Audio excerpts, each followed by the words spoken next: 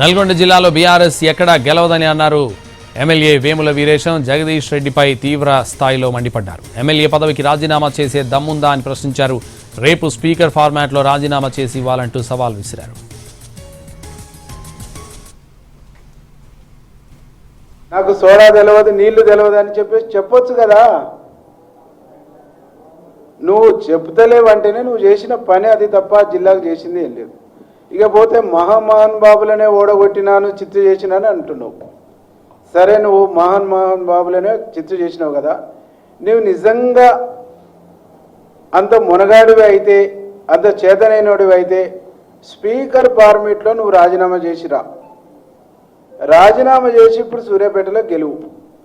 నువ్వు సూర్యాపేటలో రాజీనామా చేసి గెలిస్తే నేను శాశ్వతంగా రాజకీయాల నుంచి తప్పుకుంటా. నేను సిద్ధం. నువ్వు సిద్ధమేనా?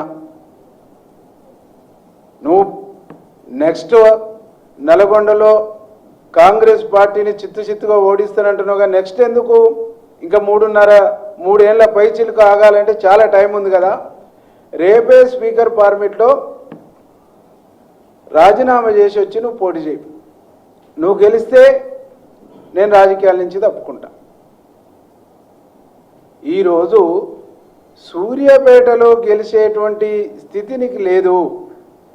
నీకు కాదు కదా, నల్గొండ జిల్లా 12 నియోజకవర్గాల్లో బీఆర్ఎస్ పార్టీ అనేటువంటి